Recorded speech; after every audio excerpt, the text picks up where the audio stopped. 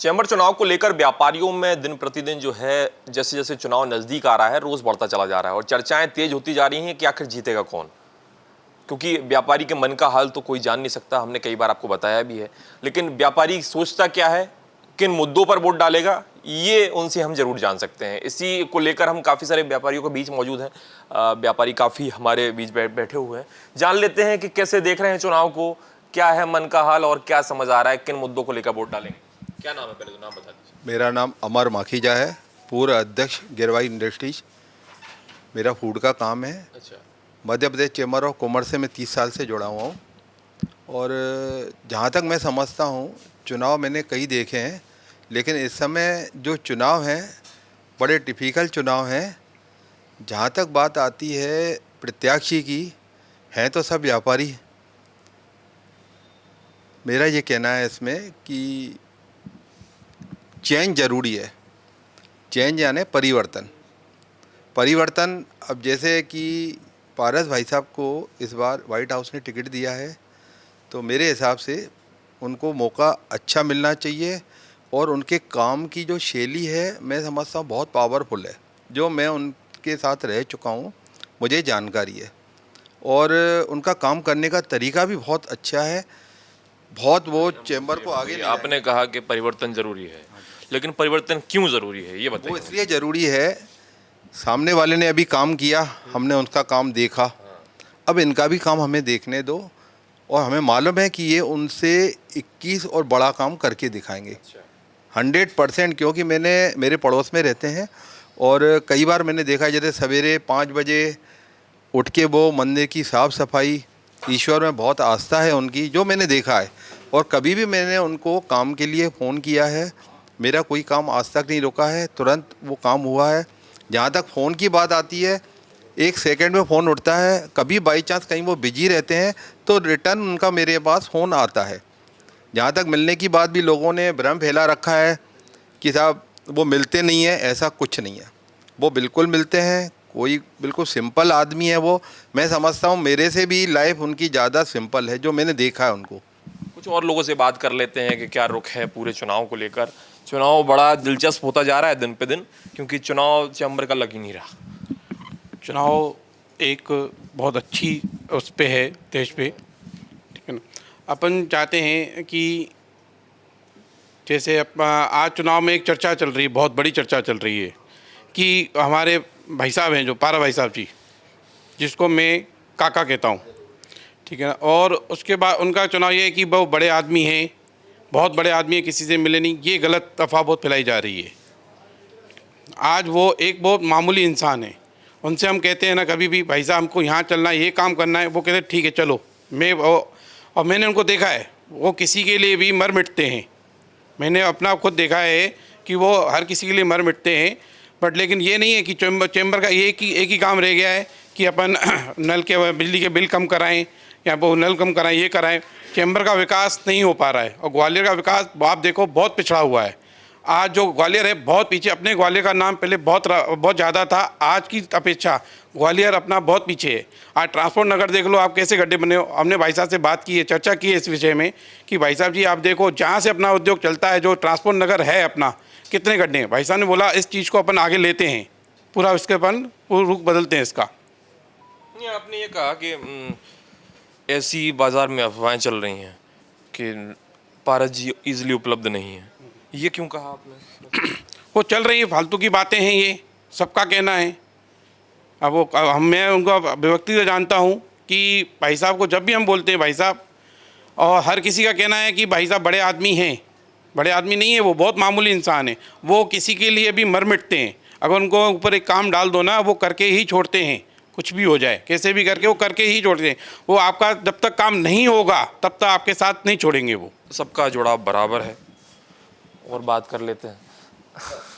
आपका क्या नाम है? मैं चंद्र कुमार जैन, रिटायर्ड एमपीवी से हुआ हूँ।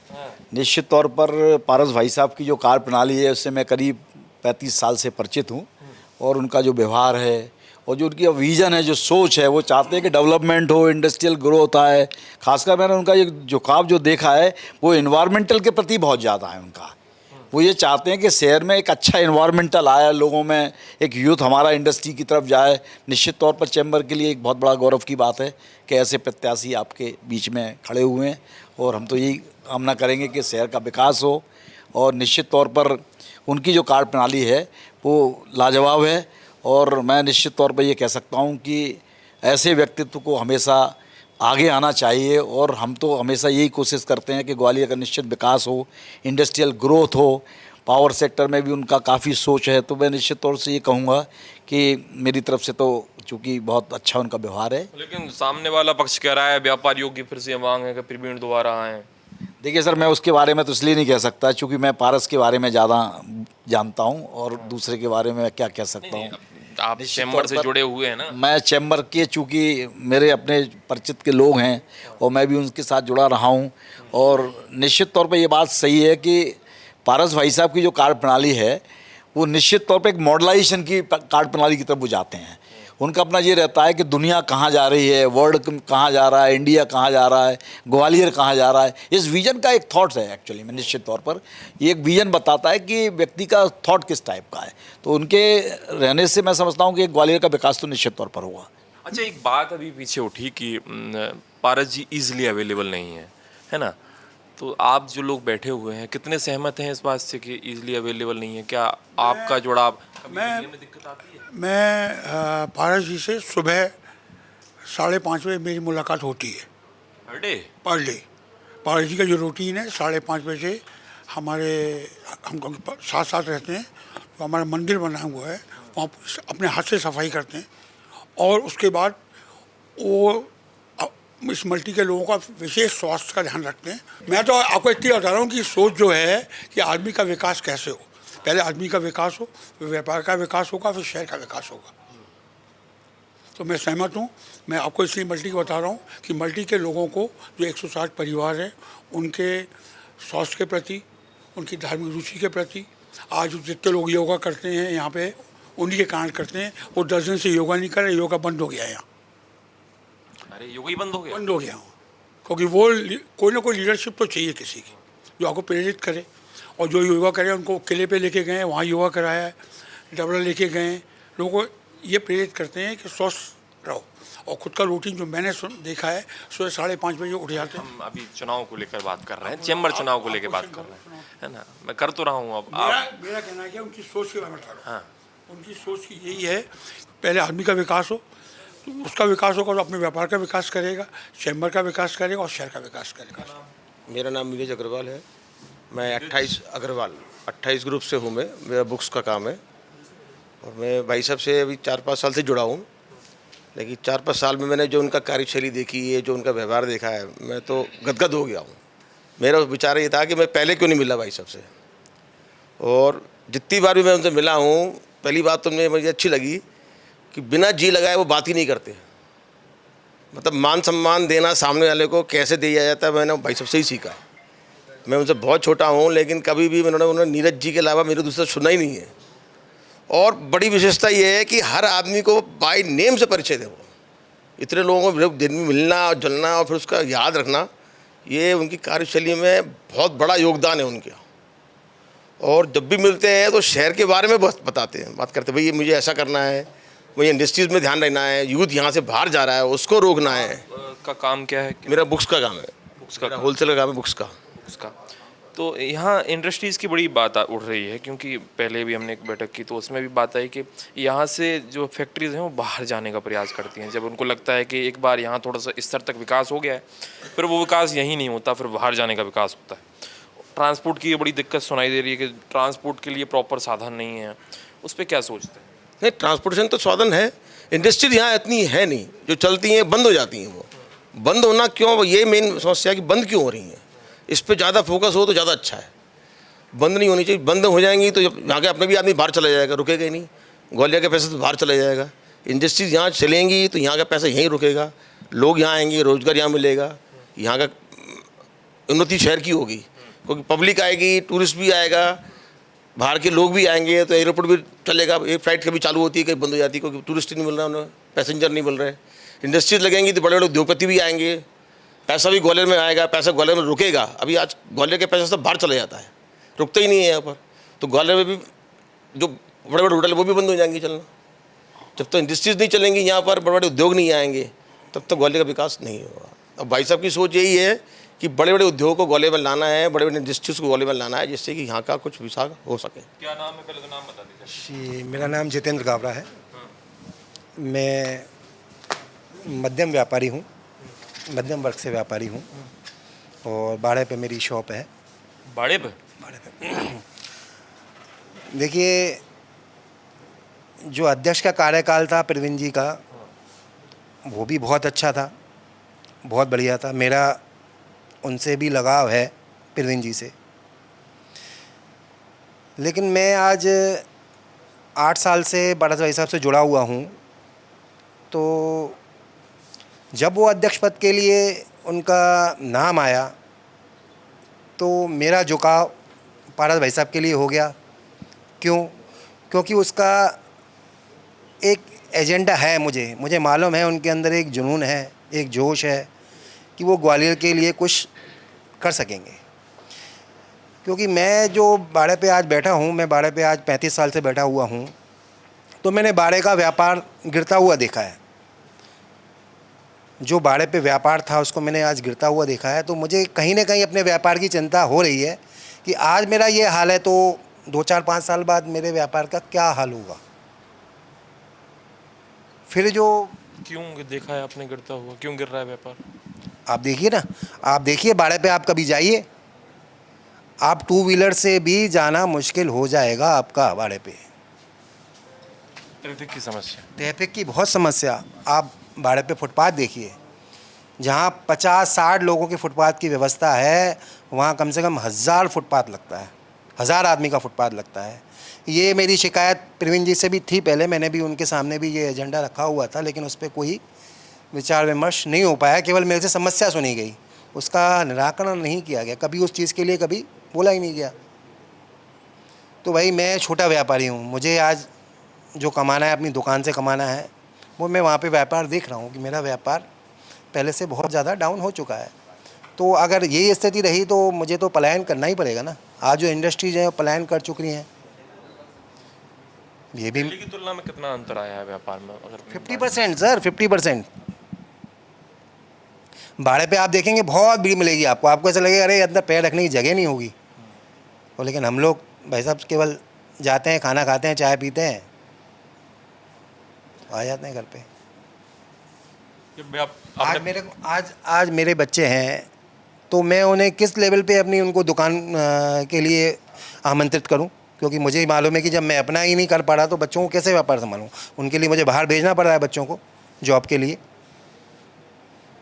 बड़ा पारस भाई साहब का एजेंडा है कि उनका सबसे पहले, आज मैंने उनकी 6-8 महीने पहले भी एक उनसे मेरा जब परिचर्चा हुई थी तो उनका उस समय भी एक यही था कि मैं ये यूथ जो मेरे बाहर जा रहा है, जो टैलेंट हमारे ग्वालियर का बाहर जा रहा है, मैं उस टैलेंट को अपने ग्वालियर में यूज़ करना चाहता हूँ। तो बहुत बड़ा एजेंडा है ये। पारस जी मिल लेते हैं इजीली? बहुत इजीली, बहुत इजीली, बहुत इजीली। बात तो ऐसी निकल के आ रही है कि भैया बड़े आदमी हैं, मिलने में बड़ी दिक्कत आती है, किसी बड़े व्यापारी को साथ लेके जाना पड़ता है। बड़ा आदमी होना कोई गुनाह तो नहीं है भाई साहब, बड़ा आदमी होना कोई गुनाह नहीं है। लेकिन अब आदमी जब तक मिलेगा नहीं, जब तक बैठेगा नहीं, जब तक उनके विचार नहीं सुनेगा, तो वो उनसे कैसे? प्रवीण जी हैं, प्रवीण जी आज 20 साल से MP अपने मध्य प्रदेश कॉमर्स के लिए काम कर रहे हैं, तो आज वो बहुत चर्चित हैं और सब उनको जानते हैं। लेकिन जब तक हम दूसरे को मौका नहीं देंगे तो हम उनके बारे में कैसे जान पाएंगे? तो मैं तो कहूँगा कि उनको मौका देना चाहिए। भाई आज हमको ग्वालियर का विकास चाहिए, जो उनका एजेंडा है, मैं कह रहा हूँ निश्चित ही वो एजेंडा ग्वालियर के विकास के लिए बहुत ज़रूरी है। और यहाँ पे क्या चाहिए? अगर Madhya Pradesh chamber of commerce इसका केवल व्यापारियों के लिए है, तो व्यापारी क्या चाहेगा कि मेरा व्यापार बढ़े, हमारा शहर समृद्ध हो। तो ये सब एजेंडा लेके भाई साहब अध्यक्ष पद के लिए आए हैं। बाज़ार में तो बदलाव की स्थिति चल रही है साहब। आदमी व्यापारी जो भी है यही चाहता है कि अब की बार बदलाव हो और पारस जी आएँ उसी विजन पर काम हो रहा है और वो चीज़ लहर दिख रही है वो पूरी। अच्छा, चैम्बर ऑफ कॉमर्स की बिल्डिंग को लेकर भी काफ़ी सवाल उठे और काफ़ी व्यापारियों ने कहा कि नई बिल्डिंग बनने को लेकर, लेकिन नई बिल्डिंग पहले नहीं बन पाई किन्हीं कारणों से। क्या कारण आपको नज़र आया? क्या कहते हैं लोग आपस में कि बिल्डिंग क्यों नहीं बनी? बिल्डिंग क्योंकि ज़रूरी है नई बिल्डिंग बनना। नहीं, बिल्डिंग बनना ज़रूरी है क्योंकि सदस्यों की संख्या बढ़ती जा रही है, सदस्यों की संख्या भी बढ़ती जा रही है इसका कारण बिल्डिंग बनना ज़रूरी है। अच्छा, एक बात अभी काफ़ी सारे लोगों ने कही कि ईज़िली अवेलेबल नहीं होते पारस जी, अपेक्षा प्रवीण जी के, कि प्रवीण जी ईज़िली सबसे अवेलेबल हैं, छोटे व्यापारी से जुड़ाव है, पारस जी के पास मिलने के लिए जो है एक व्यक्ति को, बड़े व्यक्ति को लेके जाना पड़ेगा तब वो मुलाकात करेंगे, फ़ोन उठाएंगे नहीं, बड़े आदमी हैं। ऐसी लोगों की सोच है साहब, और कुछ ही लोगों की सोच है, हर किसी की सोच नहीं है। मेरी नज़र में तो ऐसा बिल्कुल भी नहीं है, क्योंकि मैं तो उनसे कई बार मिला हूँ, उनसे मिलता भी रहता हूँ, उनसे बातचीत भी करता रहता हूँ। वो तो सरल, सहज और एक नेतृत्व करने की क्षमता रखते हैं, जो मैंने उनको देखा है, उनकी कार्यप्रणाली देखी है। वो नेतृत्व के उनके सारे गुण हैं, उनके अंदर सभी प्रकार के गुण हैं। और जो लोग ये कह रहे हैं कि वो नहीं मिलेंगे, ऐसा नहीं है, वो बिल्कुल ज़रूर मिलेंगे। आप उनसे एक बार मिल के देखिए, एक फ़ोन पे, एक आवाज़ पे, एक अपॉइंटमेंट पे आपसे ज़रूर मिलेंगे, वो बिल्कुल मिलेंगे। क्या मुद्दे रहने वाले हैं इस बार व्यापारियों को लेकर? क्या वादे कर रहे हैं और कितना भरोसा व्यापारी कर पा रहे हैं? भाई, व्यापारी तो भरोसा कर ही रहा है। और रही मुद्दों की बात, तो मुद्दे तो जो ग्वालियर शहर के हैं, ग्वालियर का विकास, इंडस्ट्रीज़ को बढ़ाना, पर्यटन को बढ़ाना, यूथ माइग्रेशन को और बढ़ाना, जो यहाँ से ना जाए, यही मुद्दे हैं। और भाई साहब उस पर पूरा करेंगे, क्योंकि भाई साहब द्वारकाधीश मंदिर से भी जुड़े हुए हैं, वहाँ के अध्यक्ष हैं, वहाँ के नेतृत्व उन्होंने किया है, तो आज वहाँ का भी विकास हो रहा है। ये अपने लिए सबसे पहला उदाहरण है जो साक्षात अपने को दिख रहा है। और उनका एक ऑर्चिड परिवार भी है जहाँ पे वो रहते हैं, वहाँ की सोसाइटी, वहाँ के लोग, उसे भी मालूम पड़ता है कि सब एकजुट होकर रह रहे हैं, एक परिवार की तरह रह रहे हैं। तो इन्हीं मुद्दों को हिसाब से देख के लगता है कि भाई साहब में पूरी क्षमता है नेतृत्व करने की, चाहे वो परिवार की हो, चाहे वो मध्य प्रदेश की हो, चाहे वो ग्वालियर की हो, चाहे Madhya Pradesh of chamber of commerce की हो। संपूर्ण क्षमता है उन पर नेतृत्व करने की, और उनसे जो भी जुड़ेगा हर व्यक्ति खुश रहेगा, ऐसा मेरा मानना है। आप कितना सहमत हैं इनकी बात से? नाम बता दीजिए अपना। मैं प्रतीक मेहता हूँ। सबसे पहले तो मैं ये बोलना चाहता हूँ कि चैम्बर एक व्यापारिक संस्था है, और यहाँ के सदस्यों को अपना अध्यक्ष चुनने से पहले उस अध्यक्ष पद के प्रत्याशी की जो 20 साल की कार्यप्रणाली है, उसका अवलोकन करना बेहद ज़रूरी है। यदि आप पारस जी की कार्यप्रणाली को देखेंगे तो उन्होंने व्यापार का डेवलपमेंट किया अपनी सोच से। उनके नेतृत्व में लोहिया बाज़ार जैसे ज़मीनी मुद्दे जो थे उनको उन्होंने सॉल्व कराया, और व्यवहारिक तौर पर यदि आप उनको देखेंगे तो द्वारकाधीश मंदिर से लेके कई संस्थाओं से जो जुड़े हुए हैं, उसमें लोगों ने उनके प्रति अपनी प्रेम, निष्ठा और आस्था को प्रदर्शित किया है।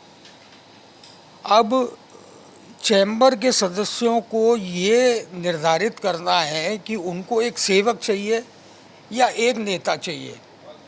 नेता ऐसा जो अपनी मांग को सरकार के समक्ष रखते हुए उसके प्रति जुझारू तौर पर लड़े और उसको स्वीकार करके लेके आए, या वो सेवक जो व्यापारी की समस्याओं को केवल एक कार्यालय तक ले जाए और उसको उन अधिकारियों और कर्मचारियों से निपटारा कर सके।